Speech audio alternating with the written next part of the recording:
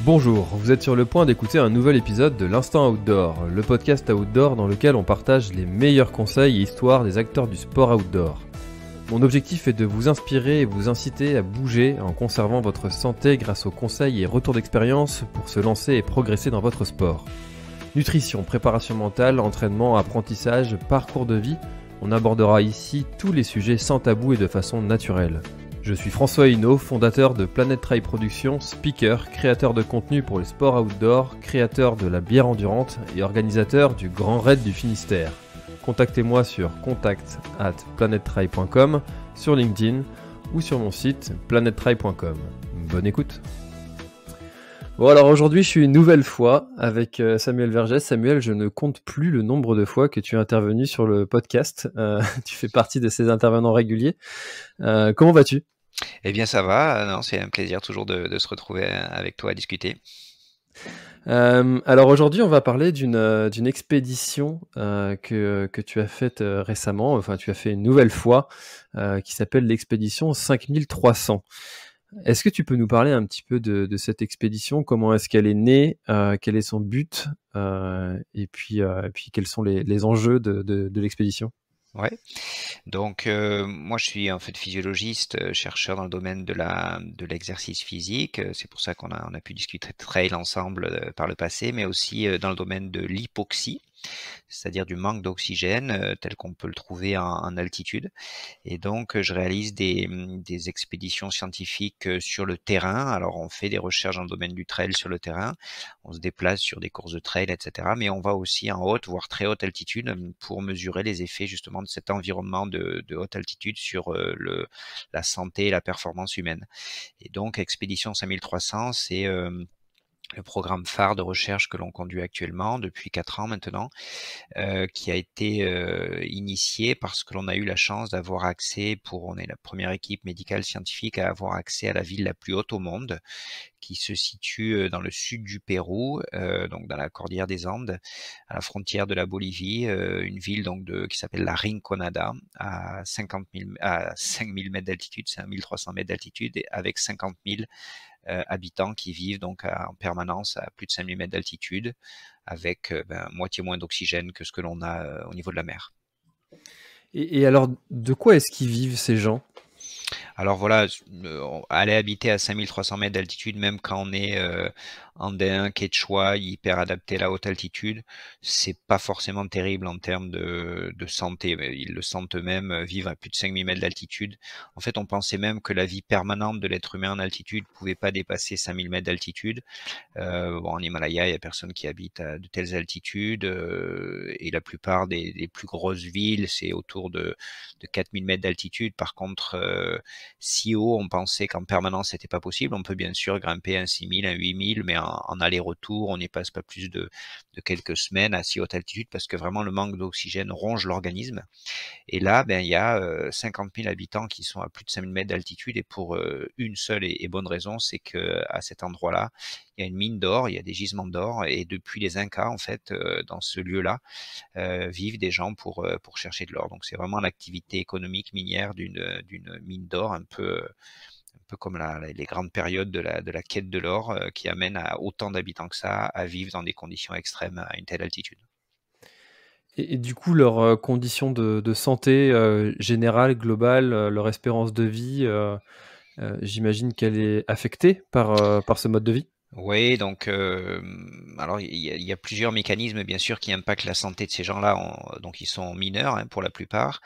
Ils habitent à plus de 5000 mètres d'altitude dans une ville, mais alors on a un site sur Expédition 5300 et puis une chaîne YouTube avec des vidéos que je vous recommande, qui sont réalisées par un collègue, Axel Pité, qui fait vraiment un super travail là-haut de communication, et vous verrez les images de cette ville qui, vous le verrez, ressemble peut-être plus à un bidonville en fait, hein, mais accroché à la montagne sous les glaciers, des cabanes en tôle, et donc il n'y a pas d'eau courante, il n'y a pas de tout à l'égout, il n'y a pas de gestion des ordures, etc. Donc il y a plus que l'altitude comme raison pour pas avoir une santé optimale dans ces conditions-là, mais malgré tout, vivre avec moitié moins d'oxygène pour l'organisme humain, c'est sévère, et ça induit en soi, indépendamment des conditions de vie, des impacts qui peuvent être négatifs pour la santé. En fait, ils développent un syndrome. Nous, quand on monte en altitude, quand on va faire un Mont Blanc ou autre, on peut avoir le mal aigu des montagnes, ça s'appelle. Donc on a mal à la tête, on est fatigué, on a des nausées, etc. Si on fait un trail et qu'on passe du temps en altitude ou qu'on va faire un trail dans des montagnes de haute altitude, on va avoir ces symptômes-là de fatigue, de mal de tête, de nausées qui peuvent être sérieux, hein. Ça, c'est le mal aigu des montagnes, c'est notre mal des montagnes à nous de plaine lorsque l'on monte en altitude. Et puis, ben, eux, ces habitants permanents de haute altitude, ils ont leur mal des montagnes aussi. Ça s'appelle le mal chronique des montagnes parce que c'est un mal des montagnes qui se développe après des années et des années passées en altitude, une espèce d'usure de l'organisme qui va faire qu'eux aussi vont avoir des symptômes qui en partie se recoupent, mal de tête, fatigue, problèmes respiratoires, mais qui sont aussi spécifiques, des problèmes de circulation cardiovasculaire, qui sont essentiellement liés. Et ça, c'est intéressant peut-être pour notre auditoire sportif, que lié au fait qu'en altitude, bien sûr qu'on développe des globules rouges en plus.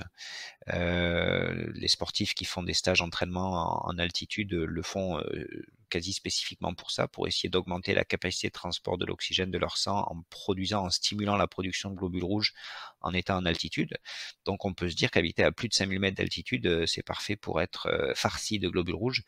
Et c'est vrai que ça stimule énormément chez ces habitants la production de globules rouges, mais à un tel niveau que le sang a une quantité de globules rouges énorme. Alors, sans trop rentrer dans les aspects techniques, mais la proportion de notre sang qui est occupée par les globules rouges, ça s'appelle l'hématocrite.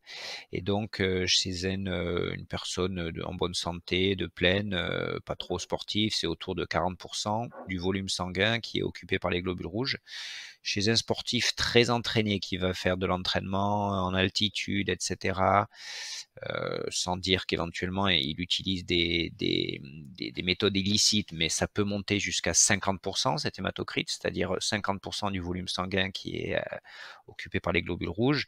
Dans certaines disciplines, le biathlon, le vélo, etc., si un sportif a des valeurs plus élevées que 50%, on va considérer qu'il ne peut plus courir, on va le mettre en arrêt de travail, c'est-à-dire qu'il ne peut plus participer à des compétitions, parce que ça, on va considérer que ça va devenir dangereux et puis que c'est un peu louche d'avoir des valeurs si élevées que ça. Donc, vous voyez, 50%. Eh bien, les habitants de la Rinconada, ils ont un hématocrite à 75-80%. Le kidam, n'importe qui dans la rue, c'est 75-80% du volume sanguin qui est occupé par les globules rouges, donc un hématocrite de 75-80%. Et ça, à brûle pour point comme ça peut faire rêver les trailers qui nous écoutent, mais en fait, ça serait pas du tout une bonne nouvelle pour vous si vous aviez tout d'un coup un hématocrite à 75-80%, c'est-à-dire que vous avez plus des 3/4 de votre sang qui est occupé par les globules rouges, des grosses molécules qui ont du mal à circuler.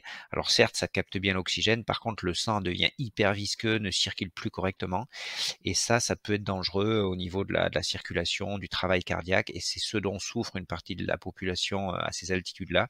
Ce mal chronique des montagnes, c'est qu'ils ont démesurément produit des globules rouges, ils ont un sang hyper visqueux et ils ont un système cardiovasculaire qui est pas loin de l'épuisement. Donc les problèmes de santé spécifiques à l'altitude pour ces gens-là, c'est de cet ordre-là. Et du coup, c'est un système de vase communicant. Si on a plus de globules rouges, on a moins de globules blancs, j'imagine. Alors pas Et forcément, c'est non? moins de plasma, c'est moins de la partie vraiment liquide du sang qui est de fait réduite par contre. Alors déjà, ils ont beaucoup plus de globules rouges et ils ont beaucoup plus de sang au total, hein. Nous, on a 5 litres de sang. Eux, ils ont 8-10 litres de sang. Donc, ils ont vraiment des quantités de sang incroyables pour arriver à contenir toutes ces globules rouges. Mais quand même, la partie, cette partie, ce plasma, cette partie la plus fluide, la plus liquide du sang, elle est réduite. Mais pas forcément, par contre, les globules blancs. C'est des choses qu'on étudie, mais heureusement, parce que des globules blancs, pardon, c'est bien sûr un élément très, très important pour la fonction du sang. Et là, ils en ont des quantités à peu près normales. Donc leur système immunitaire n'est pas affecté par cette surproduction de globules rouges. Non, heureusement, il y a des aspects qui sont préservés sur des éléments clés comme ça. Ça se traduit vraiment plus en termes de viscosité du sang, quoi, qui est anormalement élevé. Mmh. Et alors ces mécanismes-là, ça peut se déclencher à partir de quelle altitude? Parce que je me souviens d'une épreuve là sur le Grand Raid des Pyrénées où on avoisine les 2000 mètres d'altitude. Puis, il y a un moment où j'étais un pas très bien. Et puis un coureur qui est venu à mon assistance me demande si c'est pas le mal aigu des montagnes. Alors moi je me disais qu'à 2000 ça pouvait pas être ça. Au final c'était pas ça. Mais est-ce que au final à des altitudes, à partir de quelle altitude ça commence? Ouais. Alors pour tout homme, toute femme qui est en altitude, en fait, l'impact de l'altitude sur la santé, ça va ou sur la performance, si on cherche à augmenter ses performances, ça va être le résultat de ce qu'on pourrait appeler la charge hypoxique. C'est-à-dire, c'est à la fois le niveau d'altitude auquel on est et le temps qu'on y passe. Ça correspond à certaines aussi notions de charge d'entraînement. C'est une notion à la fois d'intensité et de durée. Donc intensité, c'est le niveau d'altitude et le durée, c'est le temps qu'on passe à une altitude donnée. Se retrouver pendant 2 minutes à l'équivalent de 5000 mètres d'altitude, d'un coup comme ça va être très haut. Par contre, si on ne reste que 2 minutes et qu'on redescend, l'organisme, ça va, il n'aura pas été trop affecté. Si on passe plusieurs jours, on est habitant de plaine, de Bretagne par exemple, et puis on se retrouve d'un coup à 1500 mètres d'altitude et on y reste des semaines. Bon, à 1500 mètres d'altitude, ça va être bien toléré, même pendant des semaines. Par contre, si on est à la fois trop haut et qu'on y reste longtemps, là, on peut être. Alors, longtemps, ça peut être de l'ordre de quelques heures. En fait, par exemple, le téléphérique de l'Aiguille du Minier à Chamonix, donc on arrive directement à 3800 mètres d'altitude, hein, c'est haut, mais en fait, la plupart des gens qui vont là-haut profitent 1 heure ou deux de la vue et redescendent. Et en 1 heure ou deux, on a une espèce de période blanche où l'organisme sent bien sûr le manque d'oxygène, mais on ne développe pas encore le mal des montagnes, parce que le mal des montagnes, déjà, il faut au moins une altitude de l'ordre de 2500 mètres ou plus. Et puis, il faut passer pour développer vraiment un mal des montagnes plusieurs heures, c'est-à-dire que à ce niveau d'altitude-là, parce que sinon, au début, il y a une espèce de période blanche, on l'appelle, c'est-à-dire que l'organisme répond, ressent l'altitude, etc. Mais on n'a pas encore les phénomènes de pathologiques, de mal de tête, de problèmes gastro-intestinaux, etc. qui se développent. Donc du coup, en gros, concrètement, lorsqu'on fait un trail, qu'on passe à 2005, à 3000 mètres d'altitude, même 3005, mais qu'on passe un col, un sommet, et qu'au total, on n'est pas monté plus haut que 3000, 3005, et que surtout que le temps passé au-dessus de 2005, le temps d'y monter, de redescendre, on y a peut-être passé 1 heure et demie. Certes, on va sentir l'altitude, on va être essoufflé, on va avoir un rythme cardiaque qui va s'accélérer. Par contre, on n'aura pas eu le temps, et c'est bien, de développer un mal aigu des montagnes. Donc c'est vrai que on sent qu'il y a quelque chose qui est différent lorsqu'on court à 2000-2500 mètres d'altitude, en particulier l'essoufflement, le rythme cardiaque, mais on n'est pas en train de développer en 1 heure un mal aigu des montagnes. C'est un petit peu les mêmes mécanismes que l'on retrouve en plongée. Quand on va jusqu'à certaines profondeurs, on peut y rester un certain temps, sinon on est obligé de faire des paliers pour compenser ce passage à ces profondeurs-là pendant un certain temps. Et il y a tout un système après de calcul. Alors souvent c'est fait avec des ordinateurs maintenant, mais on peut aussi utiliser des tables. C'est quelque chose c'est des mécanismes qui sont similaires avec l'altitude. Alors, c'est vrai qu'on a tendance à penser spontanément dans une espèce d'inverse, de reflet, de se dire bah, monter en altitude et donc en fait avoir une pression atmosphérique qui diminue, puisque c'est ça en fait qui fait que la concentration en oxygène est de moins en moins importante lorsqu'on monte en altitude, c'est la diminution de pression atmosphérique. On a tendance des fois à faire un parallèle en se disant ben c'est un peu la même chose en sens inverse, mais lorsque l'on va sous l'eau et que la pression augmente et donc il y a de l'adaptation physiologique, des risques, etc. Alors à la fois c'est vrai que la plongée, ça nous expose à un environnement pour l'organisme humain qui nécessite du temps d'adaptation, qui peut être dangereux, etc. Et où il y a un enjeu de pression, de disponibilité d'oxygène. Mais en fait, les adaptations physiologiques et les risques sont en fait assez différents quand même. Donc c'est vrai qu'il y a des espèces d'abac même de tolérance, de quantité d'altitude, enfin plutôt de plongée qu'on peut prendre.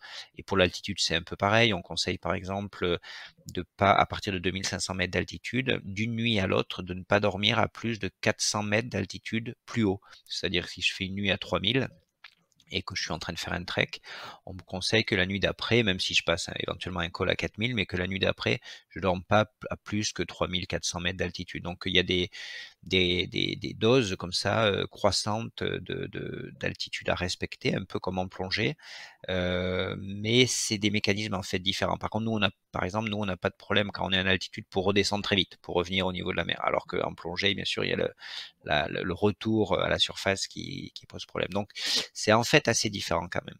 Voilà.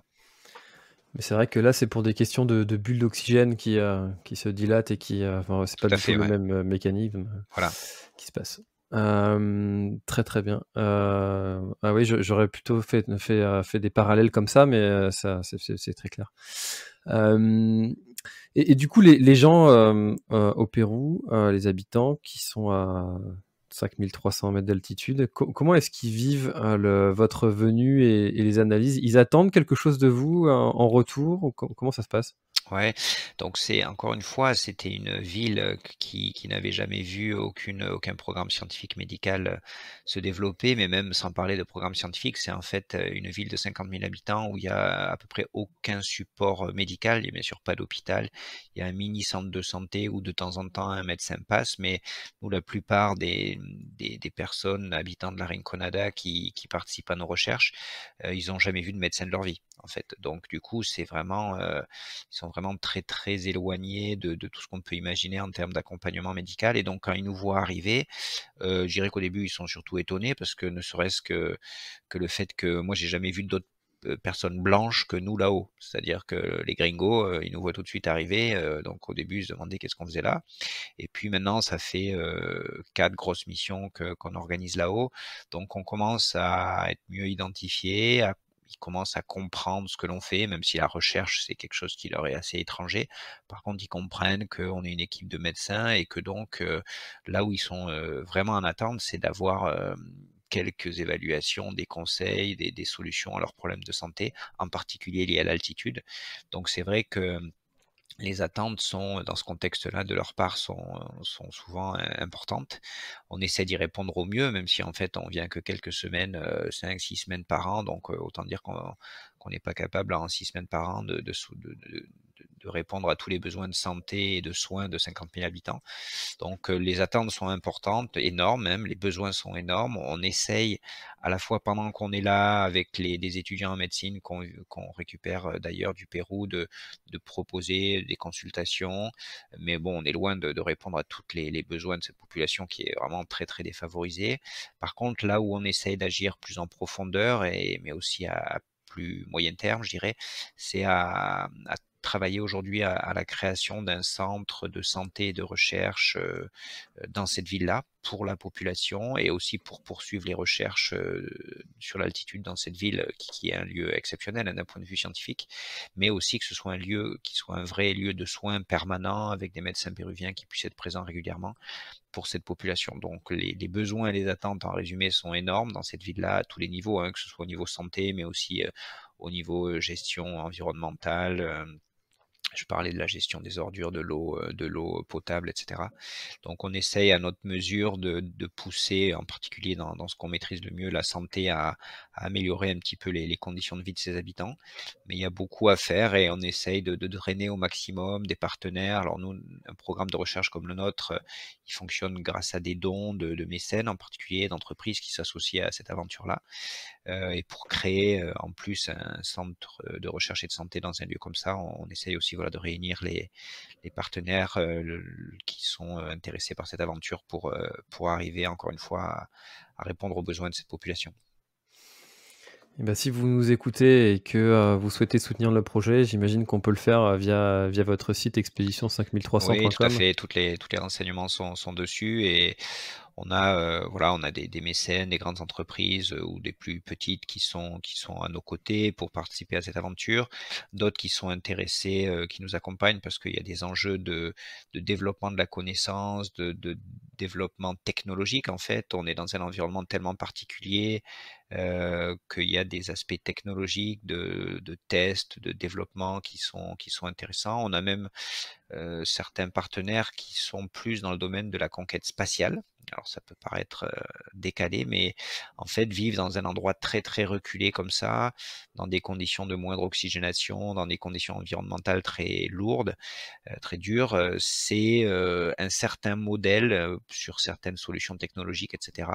Pour ce que pourra être tous les deux quand on ira habiter quelques semaines sur la Lune et qu'on courra là-haut pour savoir comment la base lunaire elle doit être construite, combien d'oxygène il faut mettre dans la base lunaire pour arriver à vivre en suffisamment bonne santé. Donc c'est des lieux analogues, on dit, c'est-à-dire des lieux où on peut faire des analogies entre des conditions de vie terrestres rudes et des conditions de vie qui pourront exister dans l'espace. Et alors, qu'est-ce que nous, en tant qu'Européens, on peut attendre concrètement, et qu'est-ce que cette étude-là pourra apporter demain aux trailers qui pratiquent en France? Ouais. Alors c'est vrai que, bon, vous l'avez compris, on a bien sûr, en allant là-haut, je dirais qu'on avait une motivation, initiale qui était scientifique, de développer la connaissance, pure, de savoir comment l'être humain était capable de vivre avec moitié moins d'oxygène. Puis après, quand on est sur place, l'urgence quand même, les besoins de la population sont tels qu'on a quand même aussi, fortement envie de répondre à des objectifs locaux d'aide à la population. Mais c'est vrai qu'il y a aussi une partie de nos recherches là-haut qui sont très liées à des problématiques, ou à des questionnements qui nous concernent nous, en France, au niveau de la mer, dans différents domaines. Alors, savoir comment des habitants, des hommes et des femmes vivent en permanence à plus de 5000 mètres, c'est une source de connaissances importante pour accompagner les trekkers, les himalayistes, etc., qui montent en altitude pour savoir jusqu'à quel point l'être humain peut s'adapter à l'altitude, comment voir distinguer ceux qui risquent de bien tolérer, ceux qui risquent de moins bien tolérer. Donc ça, c'est un axe dont on travaille. On a dans le laboratoire un service de médecine de montagne, donc on a des trekkers, des himalayistes qui viennent nous voir avant de partir en expédition, et on peut les conseiller aussi sur la base de la connaissance que l'on a de peuples de haute altitude. Ça, c'est une chose. Et puis, il y a des implications en santé pour les personnes malades, c'est-à-dire que manquer d'oxygène en altitude, il y a des parallèles avec un certain nombre de maladies. Et avec la Covid, on en a entendu parler, où on a on est hospitalisé, etc., parce que on a des poumons qui fonctionnent plus correctement et du coup, on manque d'oxygène. On manque d'oxygène non pas parce qu'on est en altitude, mais parce qu'on a une maladie respiratoire. Et donc, de savoir comment on peut vivre avec moitié moins d'oxygène à la Rinconada, ou comment au bout d'un moment ça fonctionne plus, ou on peut tomber malade, c'est aussi éclairer des problématiques de santé dans les maladies respiratoires comme la Covid, les apnées du sommeil, etc. Ça, c'est donc un autre débouché bien sûr important dans le domaine de la santé. Pour moi qui suis un chercheur INSERM, c'est bien sûr une des applications importantes de ce genre de recherche en altitude. Et puis entre les deux, il y a disons que cette gradation du niveau d'altitude dont j'ai parlé, depuis la très haute altitude jusqu'à des altitudes intermédiaires, comme celles qu'on connaît en France en particulier, je dirais entre 1000 et 2000 mètres d'altitude, eh bien on éclaire aussi l'impact sur la santé de la moyenne altitude. On a des travaux, nous, autour de Grenoble, dans les Alpes, sur cet impact de la moyenne altitude, qui en fait, pour le coup, est pas du tout délétère, agressif pour l'organisme comme l'est la très haute altitude pour l'organisme humain, mais inversement peut même être vu comme un stimulant pour l'organisme humain. Alors ceux qui connaissent bien ça, c'est les sportifs, souvent de haut niveau, qui utilisent l'entraînement en altitude pour améliorer leur performance. Donc eux, bien sûr, ils s'amusent pas à monter à 5000 mètres d'altitude, sinon ils développeraient plus de problèmes de santé, ou ils perdraient plus en performance qu'autre chose. Mais ils utilisent des niveaux d'altitude intermédiaires entre 1000 et 2000, 2500 mètres d'altitude. Et là, c'est des niveaux d'altitude qui sont stimulants pour l'organisme. C'est-à-dire que ça agit un peu comme un entraînement physique, ça accentue les effets de l'entraînement. Et donc, les stages en altitude, à Font-Romeu, au centre d'entraînement en altitude là-bas, ou alors dans des lieux où où on peut simuler l'altitude, puisque c'est maintenant une pratique d'entraînement dans différents sports, alors plutôt pour le haut niveau, mais des stands d'entraînement dans le Jura ou ailleurs, ou même à Paris, à l'INSEP, à Marcoussis, on a des salles d'entraînement ou des chambres où on peut dormir, où les athlètes dorment, où on extrait l'oxygène et où donc en fait on va dormir alors qu'on est en plaine, on va régler le soir le niveau d'altitude de sa chambre, on va dormir à 2000 à 2500 mètres d'altitude, ou alors on va faire une séance dans une salle de gym où on va choisir de faire la séance habituelle avec ses appareils de gym, mais on va être à 2000, 3000 mètres d'altitude. Donc on va utiliser l'altitude réelle ou simulée pour augmenter les performances. Donc ça, c'est vraiment les applications pour le sportif.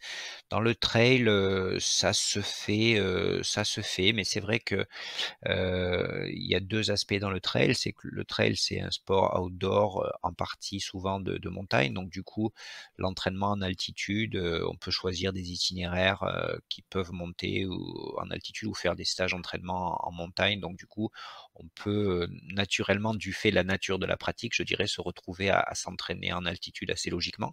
Alors que si on fait du vélo de route, par exemple, on peut monter à un col, mais on va être tout de suite en bas. Donc c'est difficile de rouler beaucoup en restant en altitude en vélo de route, quoi. Alors que en trail, on peut courir en haute altitude quand même pas mal.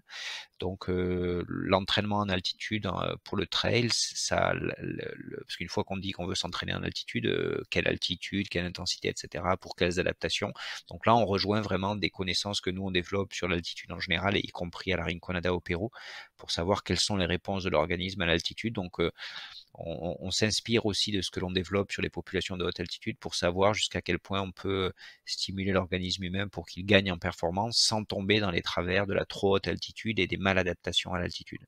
Et puis une autre retombée de nos travaux pour ce qui est de la moyenne altitude, c'est en dehors des sportifs et de la performance, c'est est-ce que vivre en moyenne montagne, si un jour tu décides de déménager et que tu viens habiter sur le Vercors ou ailleurs, est-ce que tu penses que tu seras plutôt en meilleure santé ou qu'au contraire ton organisme va souffrir de vivre à 1500, 2000 mètres d'altitude?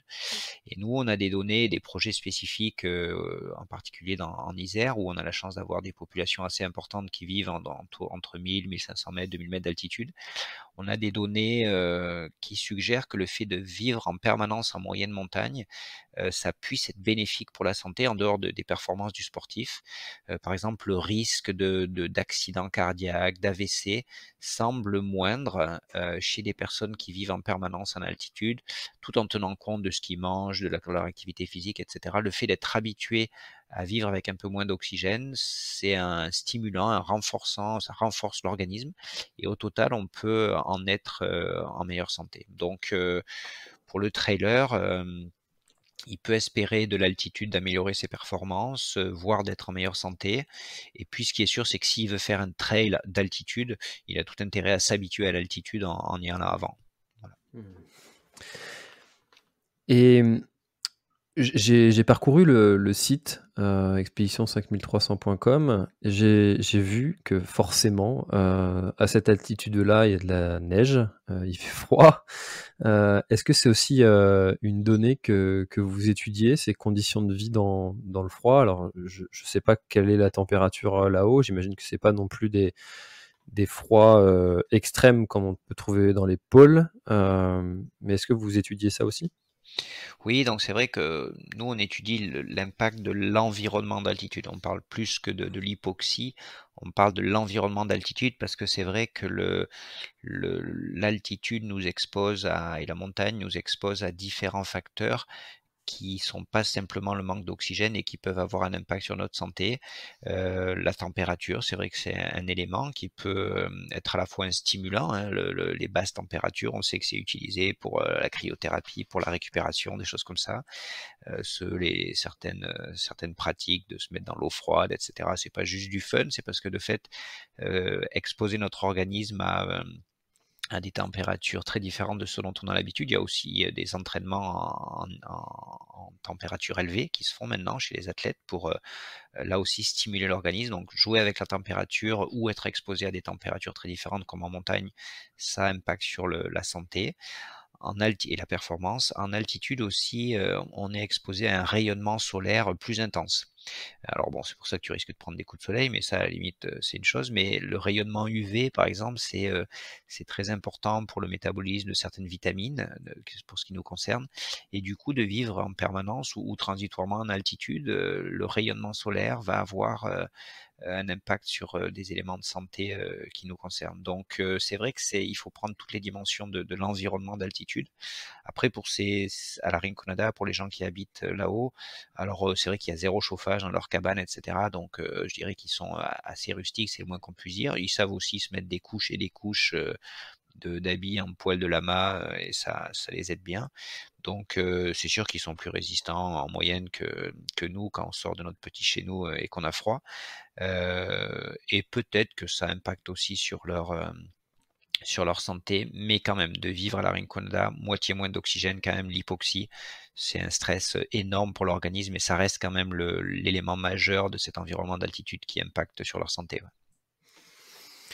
Et quand on fait un voyage comme ça, j'en parlais avec notamment des nouvelles marques qui œuvrent pour des équipements qui sont faits à base de bouteilles plastiques recyclées, qui viennent souvent d'un voyage, d'une prise de conscience où on se dit que les enjeux écologiques sont importants. Quand toi, tu reviens d'un voyage comme ça, est-ce que tu penses que tu reviens un petit peu changé sur ta manière de voir notre environnement à nous, Européens?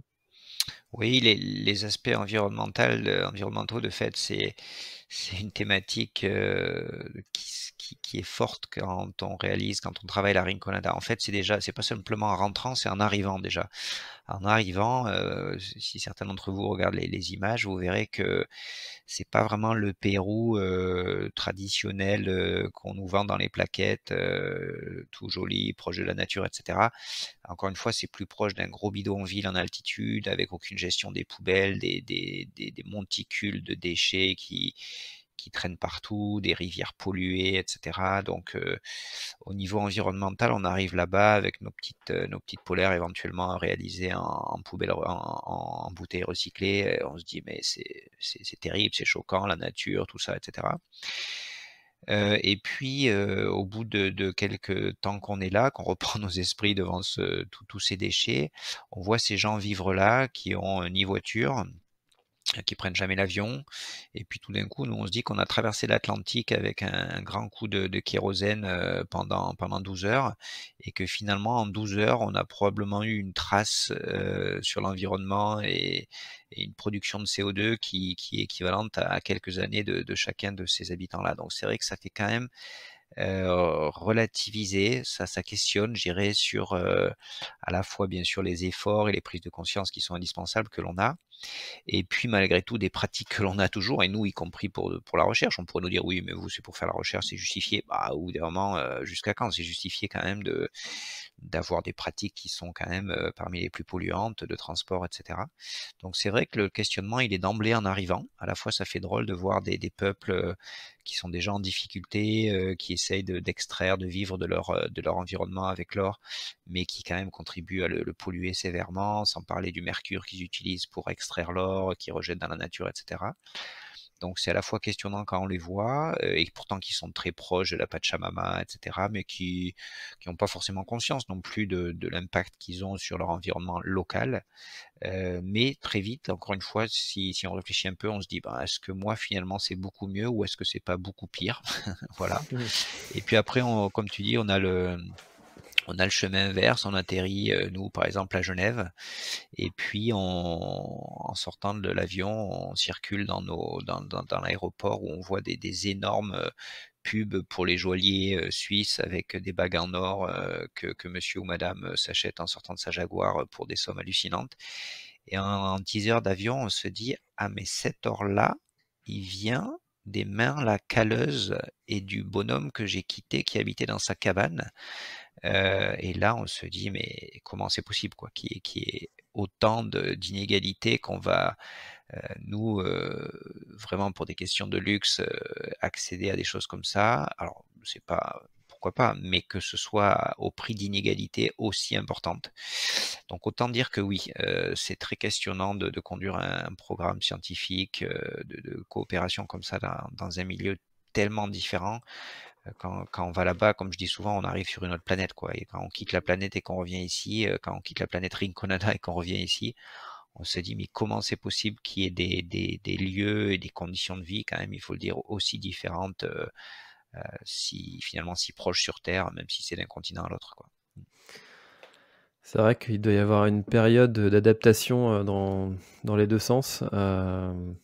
Autant des fois, en décalage horaire, on appelle ça le jet lag, mais là, en termes d'adaptation culturelle aussi, ça doit être aussi assez marquant.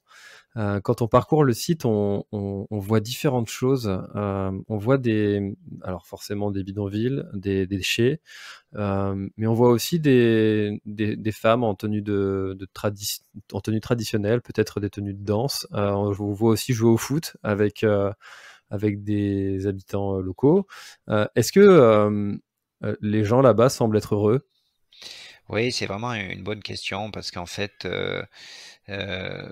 si on prend les références de notre vie à nous, à tout point de vue, au niveau environnemental, qualité de vie, et cetera, quantité de travail, difficulté au travail, on arrive là-bas, on se dit, c'est terrible, les pauvres, c'est terrible. Et d'un autre côté, c'est de fait, il y a beaucoup de choses à corriger, mais d'un autre côté, après, au bout de quelques jours qu'on est là-bas, après nous, voilà, on les côtoie, on est chez eux, hein, on est accueillis dans leur ville, etc. Et ils sont bien loin de toute la journée nous dire c'est horrible, c'est horrible, c'est horrible. Au contraire, on partage sur nos familles, sur nos enfants. Eux nous disent que voilà, qui travaillent pour payer des études à leurs enfants. Bah, on dit bah en fait nous on fait un peu pareil finalement. Qu'est-ce que vous espérez? Bah oui que nos enfants aillent bien, soient en bonne santé, puissent avoir un avenir. Ben oui, c'est vrai que nous aussi. Et on leur dit, mais vous voulez pas faire ça, vous voulez pas descendre pour faire ça? Et là, ils nous disent, bah, alors en bas, c'est tout relatif, c'est sur l'altiplano à 4000 mètres d'altitude, à 4 heures de route à peu près, il y a des grosses villes. Mais là-bas, dans le contexte péruvien, la vie pour eux, les conditions de vie, la possibilité de trouver un travail, etc., est souvent plus dure. En tout cas, c'est ce qu'ils nous disent. Et donc, du coup, ils préfèrent rester là-haut et finalement, ils sont loin de se plaindre du tout en continu. Donc, c'est vrai que ça aussi, c'est quand même une leçon de voir à quel point ce qui fait qu'on est heureux ou pas est pas vraiment corrélé directement, loin de là, à des aspects purement matériels, même si forcément il y a un seuil inférieur qui est important. Mais voilà, ils sont aussi, ils ont leur vie de famille, les enfants vont à l'école, ils ont leur fête locale, comme tu disais, ils aiment beaucoup le foot. Quand on joue au foot avec eux, au bout d'une minute 30, on demande d'aller vite au goal parce qu'on n'en peut plus. Donc, et ils rigolent. Donc, voilà, c'est aussi cette découverte-là que encore une fois, le bonheur humain est quand même fortement décorrélé de certaines choses auxquelles on donne, nous, parfois beaucoup d'importance. Bah, je trouve que c'est une très belle note pour terminer cet épisode, mais est-ce qu'il y a quelque chose dont on n'aurait pas parlé et que tu aurais aimé ajouter, peut-être pour clôturer notre échange?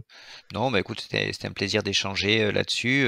C'est à la fois différent de thématiques très sportives et de trail, mais c'est vrai qu'il y a du lien quand même. Nous, quand on est là-haut, alors pas à la Rinconada, mais quand on est en acclimatation autour de 3008, 4000, on est nous-mêmes trailers, donc on arrive encore à faire quelques footings avec des sensations hallucinamment difficiles. Faire un footing à 3008, et puis ça s'améliore pas vraiment.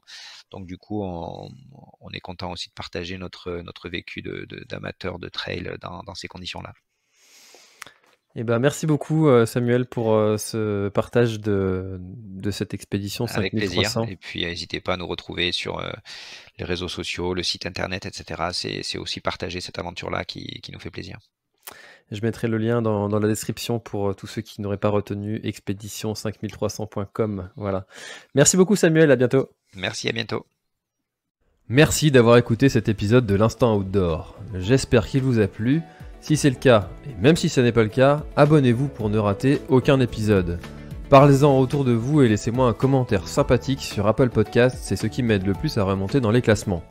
N'hésitez pas non plus à le partager à chacun de vos contacts dans le sport. Chaque nouvel auditeur intéressé est une victoire. Si vous avez besoin d'un speaker pour votre événement, d'un contenu pour votre marque, d'une bonne bière artisanale bretonne, d'infos sur le Grand Raid du Finistère, n'hésitez pas à me contacter à l'adresse contact@planettry.com. À bientôt!